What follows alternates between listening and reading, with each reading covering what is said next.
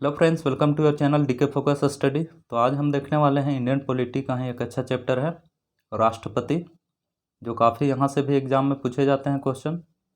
चलिए इसमें देखते हैं first number question. First number question क्या बोल रहा है कि भारत के राष्ट्रपति की तुलना निम्न में से किससे करना सर्वाधिक उचित है। तो ये है ब्रिटेन के सम्राट से।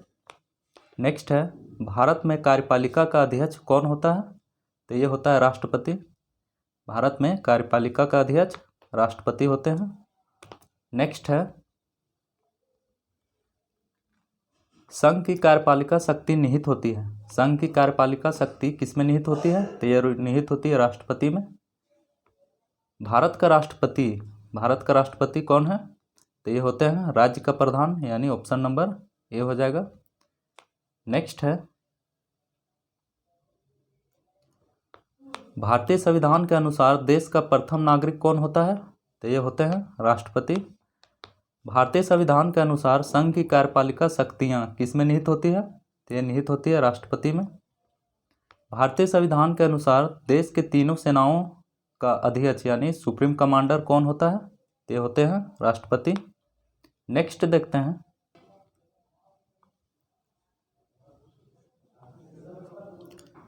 भारत का राष्ट्रपति होता है।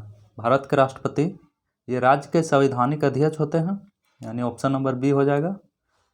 नेक्स्ट है भारतीय सशस्त्र सेनाओं का सर्वोच्च कमांडर कौन होता है। तो ये होते हैं राष्ट्रपति। नेक्स्ट है भारत के राष्ट्रपति के लिए आवश्यक योग्यता नहीं है। राष्ट्रपति बनने के लिए आवश्यक योग्यता नहीं है, वे देखना है। इसमें देखना वह भारत का नागरिक हो, ये सही है। और 35 वर्ष से कम मतलब 35 वर्ष से अधिक आयु का हो, ये भी सही है। उसमें लोकसभा के सदस्य के लिए निर्धारित सभी योग्यताएं रखता हो, ये भी सही है। वह संसद के किसी सदन का सदस्य हो, ये नहीं है, यानी ऑप्शन नंबर डी हो गया इसमें राइट आंसर हो जाएगा। नेक्स्ट है भारत के राष्ट्रपति निर्वाचित होने के पात्र बनने के लिए किसी व्यक्ति की आयु पूर्ण होनी चाहिए। तो न्यूनतम आयु पूर्ण होनी चाहिए 35 वर्ष। नेक्स्ट है राष्ट्रपति पद के उम्मीदवार के लिए अधिकतम आयु कितनी होनी चाहिए। तो अधिकतम आयु इसमें निर्धारित नहीं है, यानी कोई आयु सीमा नहीं है इसमें। एक व्यक्ति राष्ट्रपति पद के लिए अधिकतम कितनी बार निर्वाचित हो सकता है। तो इसमें भी कोई निर्धारित नहीं, यानी कोई सीमा नहीं है। नेक्स्ट है राष्ट्रपति का निर्वाचन किस प्रकार से होता है। तो ये होता है अप्रत्यक्ष रूप से, यानी ऑप्शन नंबर बी। नेक्स्ट है राष्ट्रपति पद के निर्वाचन हेतु कौन सी पद्धति अपनाई जाती है। राष्ट्रपति के निर्वाचन के लिए कौन सी पद्धति अपनाई जाती है। तो ये अपनाई जाती है समानुपातिक प्रतिनिधित्व और एकल संक्रमणीय मत पद्धति, यानी ऑप्शन नंबर इसका डी हो जाएगा राइट आंसर। नेक्स्ट है राष्ट्रपति पद के चुनाव संबंधी विवाद को किसे निर्देशित किया जाता है। तो किया जाता है सर्वोच्च न्यायालय के, यानी उच्चतम न्यायालय। नेक्स्ट है राष्ट्रपति के चुनाव के लिए प्रस्तावक और अनुमोदक की कम से कम कितनी संख्या होनी चाहिए। तो प्रस्तावक में 50 और अनुमोदक में 50 होना चाहिए, ऑप्शन नंबर इसमें सी राइट आंसर हो जाएगा। नेक्स्ट है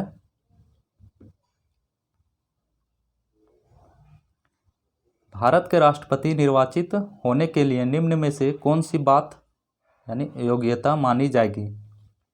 तो वह भारत का नागरिक हो, यहाँ बोल रहा है अयोग्यता, यानी उसमें नहीं माना जाएगा। भारत का नागरिक हो, ये सही है। लोकसभा का सदस्य निर्वाचित होने के लिए आहरित हो, यानी अर्हता रखता हो, ये भी सही है। 35 वर्ष की आयु पूर्ण हो चुका हो, ये भी सही है। लेकिन कोई लाभ का पद ग्रहण किए हुए हो तो वे निर्वाचित के लिए अयोग्यता घोषित हो जाएंगे, यानी ऑप्शन नंबर इसमें डी हो जाएगा। नेक्स्ट है भारत के राष्ट्रपति का चुनाव किया जाता है। तो भारत के राष्ट्रपति का चुनाव किया जाता है एकल हस्तांतरित मत पद्धति द्वारा, यानी ऑप्शन नंबर बी इसका राइट आंसर हो जाएगा। नेक्स्ट देखते हैं 20 नंबर क्वेश्चन। राष्ट्रपति पद का चुनाव संचालित किया जाता है। राष्ट्रपति पद का चुनाव किसके द्वारा संचालित किया जाता है? तो किया जाता है केंद्र का निर्वाचित आयोग द्वारा। नेक्स्ट है, भारत में किसके चुनाव में अनुपातिक प्रतिनिधित्व चुनाव प्रणाली अपनाई जाती है? तो राष्ट्रपति के चुनाव में। नेक्स्ट देखते हैं,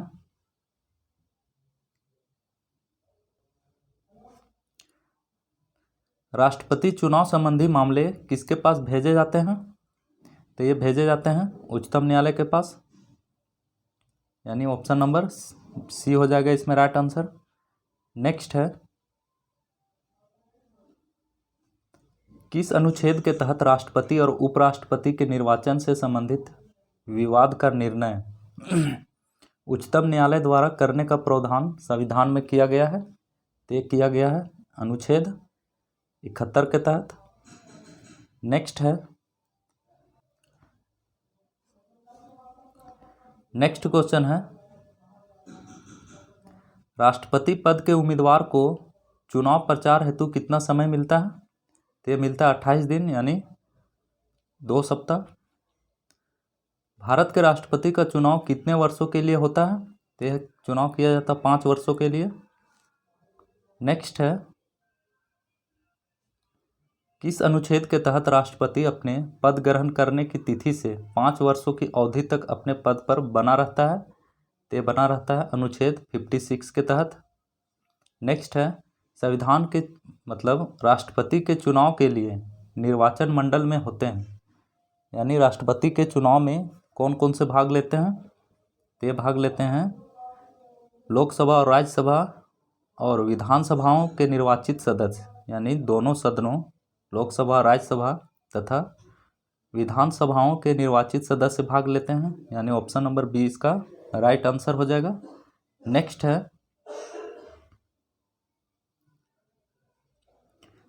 भारत के राष्ट्रपति के निर्वाचन के बारे में निम्न में से कौन सा कथन सही नहीं है?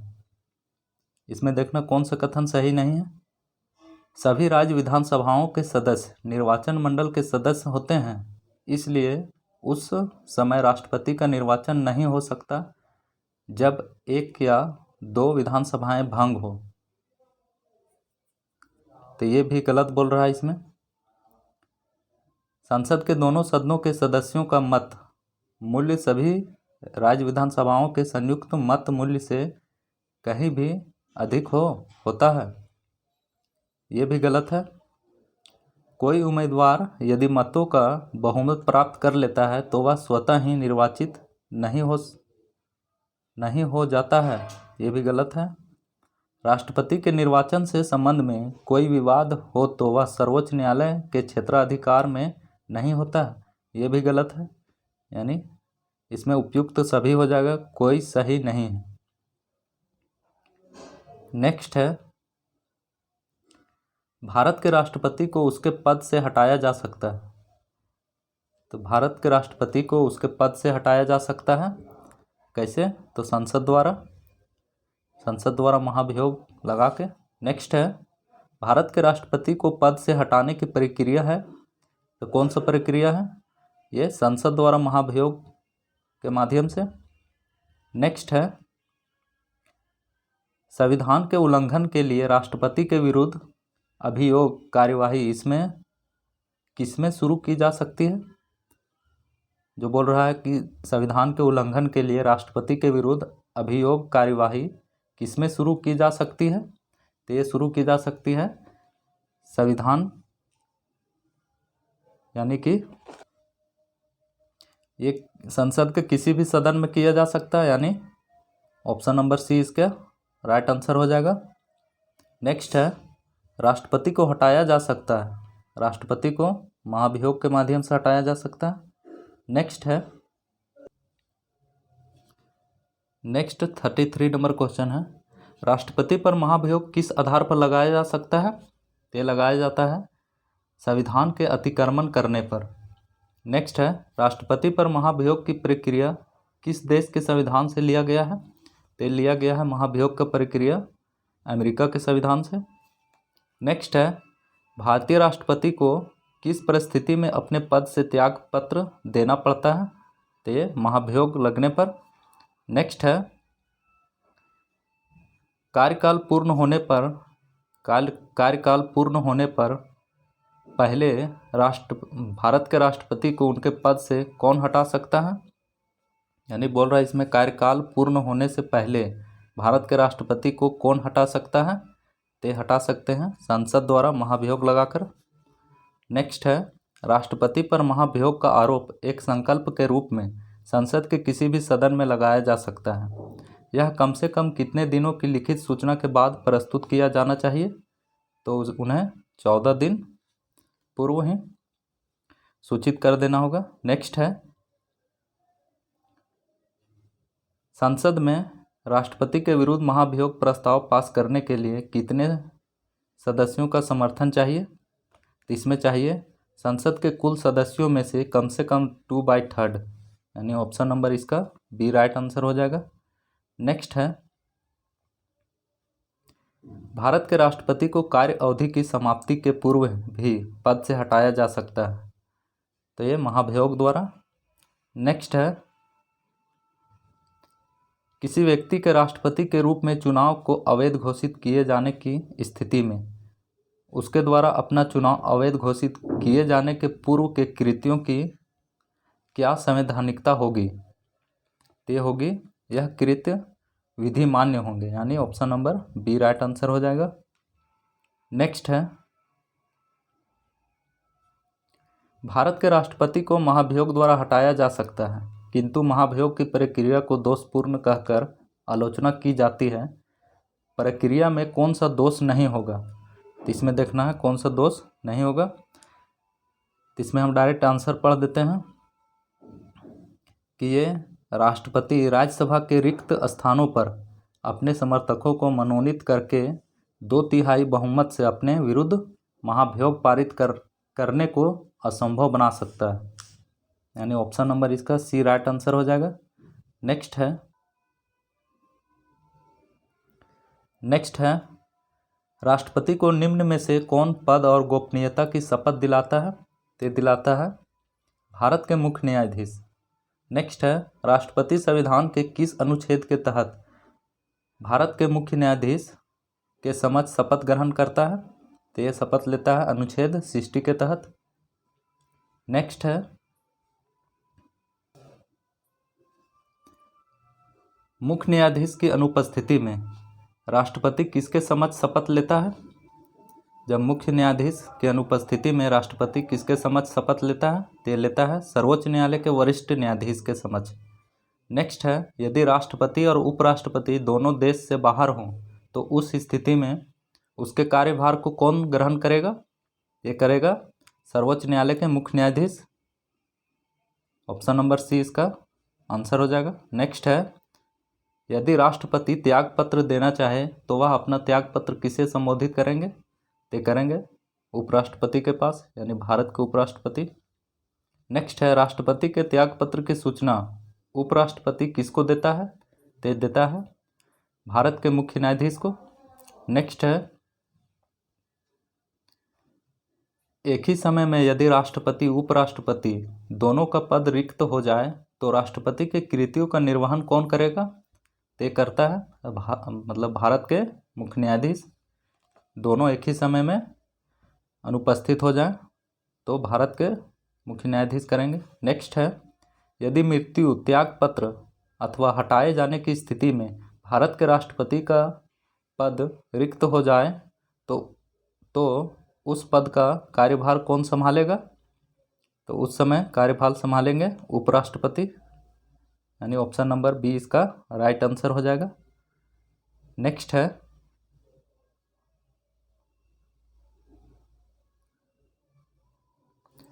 जब राष्ट्रपति मृत्यु, त्याग पत्र या पदयुक्त या अन्य कारणों से अपने कर्तव्य को नहीं निभा सकता है तो उपराष्ट्रपति कितने समय तक राष्ट्रपति के रूप में कार्य करता है? तो ये करता है 6 माह तक ही। नेक्स्ट है, निम्न में से कौन से राष्ट्रपति पूर्व में केंद्रीय गृह मंत्री थे? केंद्रीय गृह मंत्री रह चुके थे राष्ट्रपति बनने के पूर्व, ये थे ज्ञानी जैल सिंह। नेक्स्ट है, भारत के राष्ट्रपति निर्वाचित होने से पूर्व निम्न में से कौन उपराष्ट्रपति नहीं रहे थे? तो इसमें एस राधाकृष्णन तो रहे हैं, वी गिरी भी हैं, और इसमें जाकिर हुसैन भी रह चुके हैं उपराष्ट्रपति राष्ट्रपति बनने से पहले। लेकिन ज्ञानी जैल सिंह है, ये डायरेक्ट राष्ट्रपति बने थे, यानी ऑप्शन नंबर इसका डी हो जाएगा राइट आंसर। नेक्स्ट है, भारत के चौथे राष्ट्रपति कौन थे? तो ये थे वी गिरी। नेक्स्ट है, सबसे लंबे समय तक भारत के राष्ट्रपति रहे हैं, तो कौन रहे थे सबसे लंबे समय तक? ये थे डॉक्टर राजेंद्र प्रसाद। नेक्स्ट है, भारत का राष्ट्रपति चुने जाने वाले प्रथम गैर कांग्रेसी उम्मीदवार कौन थे? गैर कांग्रेसी उम्मीदवार कौन थे? तो ये थे वी गिरी। नेक्स्ट है, भारतीय राष्ट्रपति के सर्वसम्मति से चुने जाने का अभी तक एकमात्र उदाहरण है, यानी कि निर्विरोध चुने गए थे, कौन थे ये? नीलम संजीव रेड्डी। नेक्स्ट है, निम्न में से कौन कभी भारत का राष्ट्रपति नहीं रहा है? इसमें एस जयशंकर रहे हैं, ज्ञानी जैल सिंह भी, डॉक्टर जाकिर हुसैन भी। इसमें ऑप्शन नंबर डी इसका राइट आंसर हो जाएगा। सी राजगोपालाचारी ये राष्ट्रपति नहीं रहे हैं। नेक्स्ट है, स्वतंत्र भारत के प्रथम राष्ट्रपति कौन थे? स्वतंत्र भारत के प्रथम राष्ट्रपति कौन थे? तो ये थे डॉक्टर राजेंद्र प्रसाद। नेक्स्ट देखते हैं, निम्न में से कौन लगातार 2 बार राष्ट्रपति रहे थे? 2 बार लगातार राष्ट्रपति कौन रहे थे? तो ये रहे थे डॉक्टर राजेंद्र प्रसाद। नेक्स्ट है, भारतीय संविधान का कौन सा अनुच्छेद राष्ट्रपति पद के लिए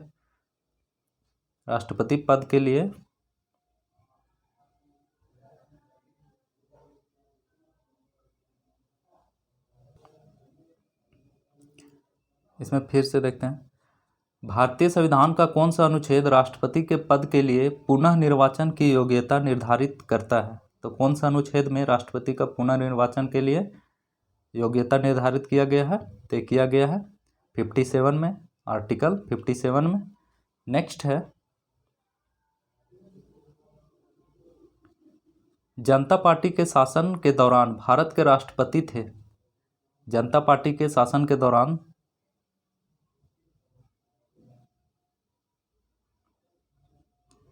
इसमें बोल रहा है कि जनता पार्टी के शासन के दौरान भारत के राष्ट्रपति थे, तो ये कौन थे?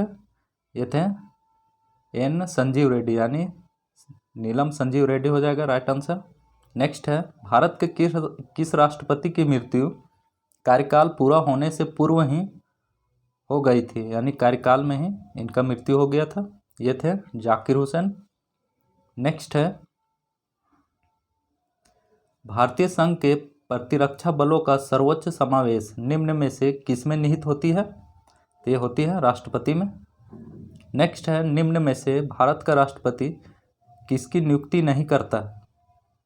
तो ये बोल रहा है राष्ट्रपति किनकी नियुक्ति नहीं करता है? तो ये करता है प्रधानमंत्री का भी नियुक्ति करता है, मुख्य निर्वाचन आयुक्त का भी नियुक्ति करता है, राज्यपाल का भी। इसमें उपराष्ट्रपति का ये नियुक्ति नहीं करते हैं राष्ट्रपति, यानी ऑप्शन नंबर ए इसका राइट आंसर हो जाएगा।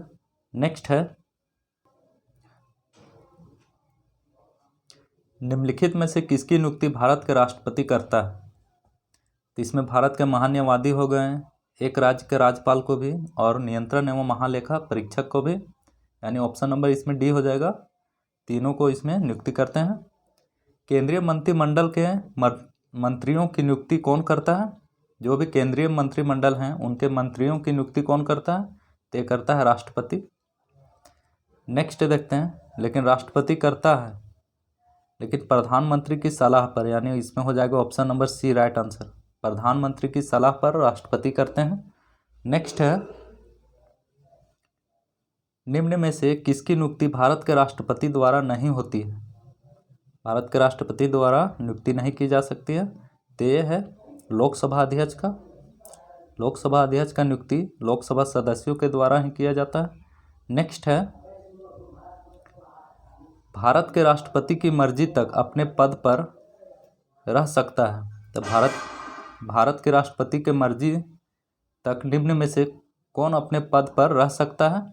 तो रह सकता है राज्यपाल, जब तक चाहे राष्ट्रपति तब तक रह सकते हैं।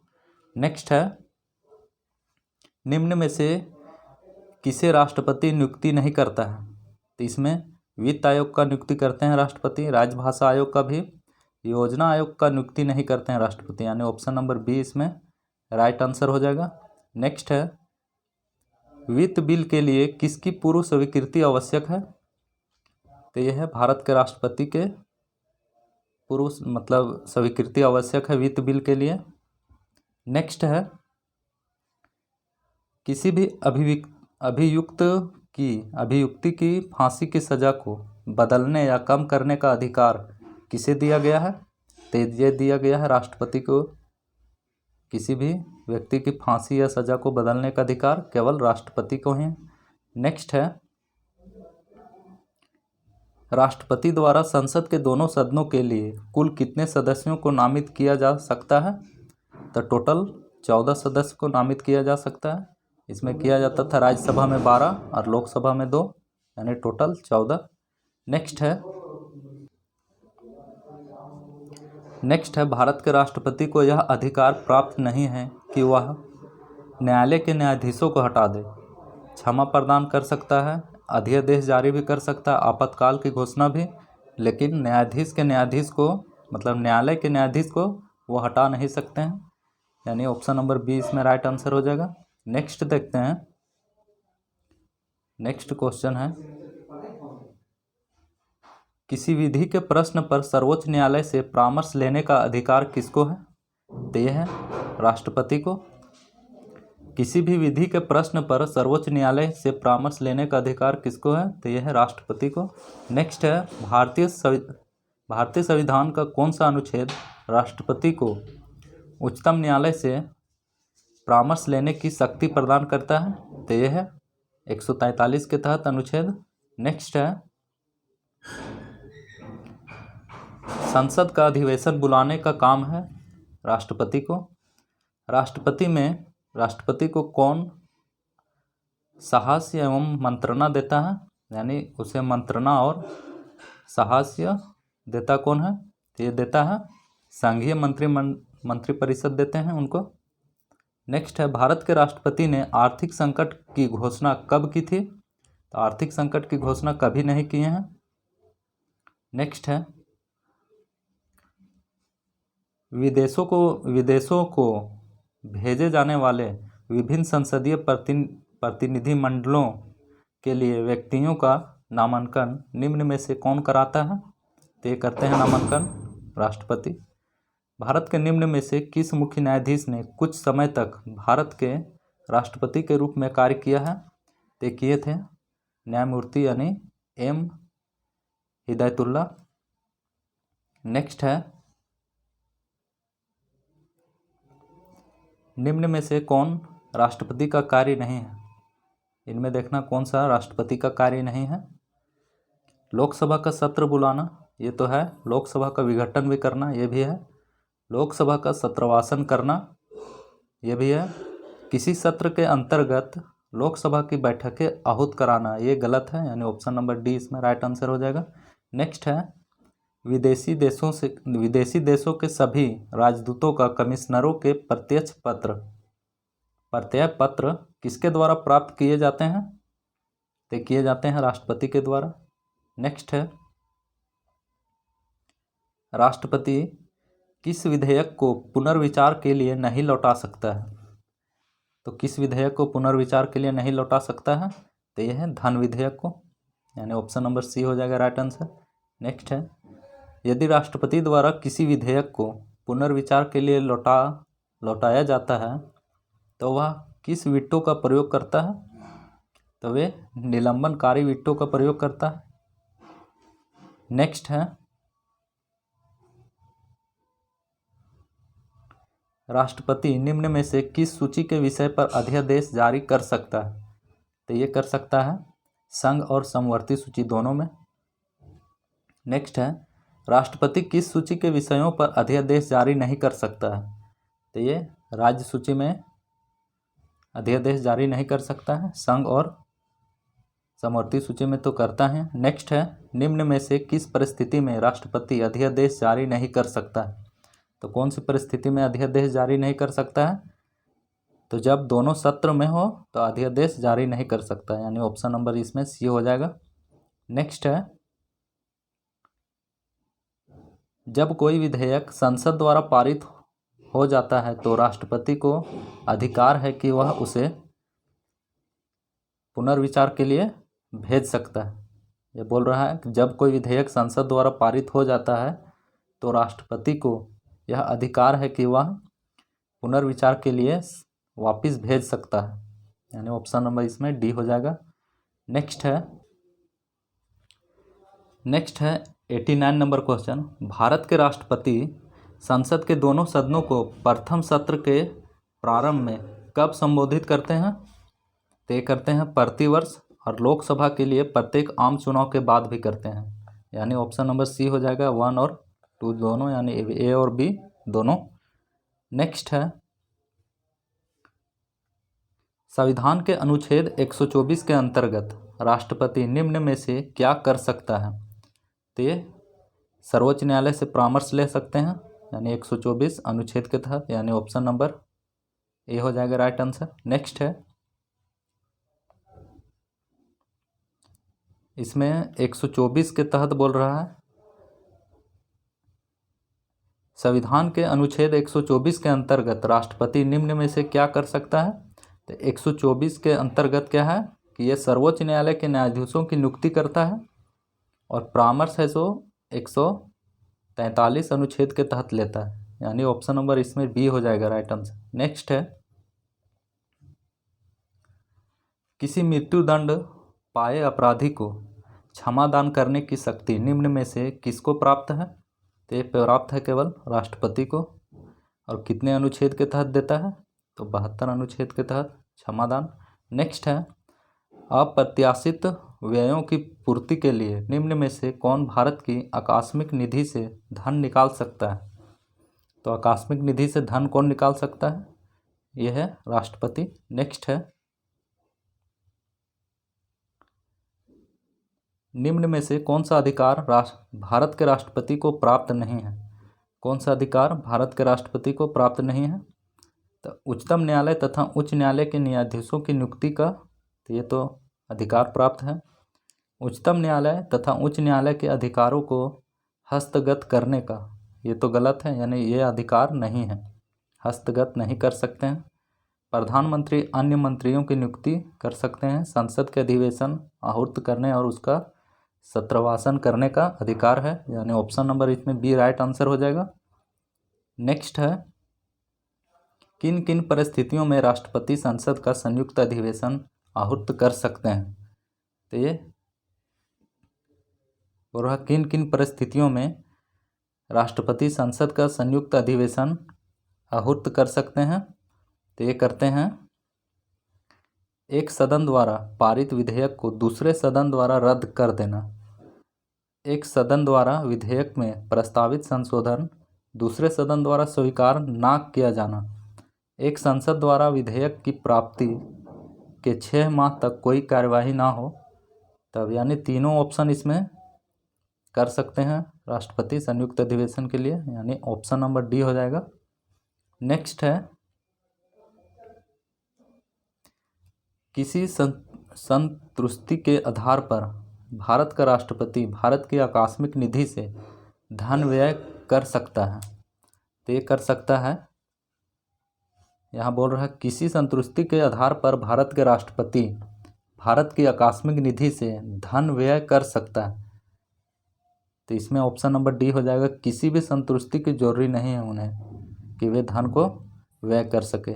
नेक्स्ट है, संविधान के किस अनुच्छेद के अंतर्गत राष्ट्रपति संघीय मंत्रिपरिषद की सलाह मानने के लिए बाध्य है? तो किस अनुच्छेद के तहत संघीय मंत्रिपरिषद की सलाह के लिए बाध्य है? तो यह है आर्टिकल 74 के तहत। नेक्स्ट है, युद्ध अथवा भारत का आक्रमण होने की स्थिति में निम्न में से कौन अंतिम रूप से आक्रमणकारी के विरुद्ध युद्ध की घोषणा कर सकता है? तय करते हैं राष्ट्रपति।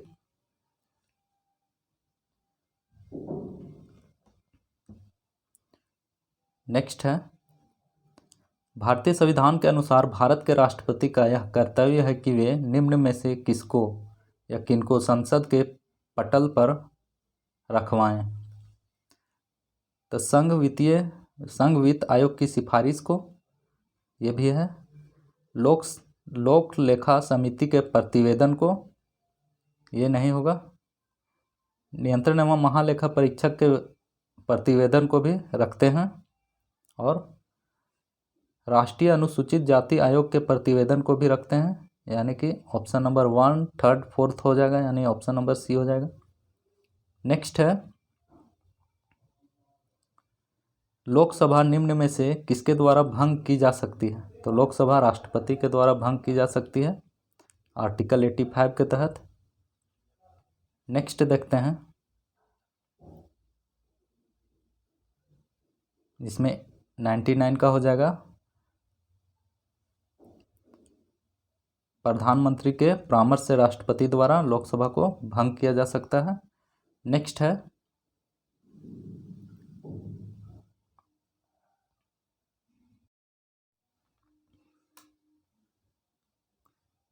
नेक्स्ट है 100 नंबर क्वेश्चन, राष्ट्रपति निम्न में से किस परिस्थिति में आपातकाल की उद्घोषणा कर सकता है।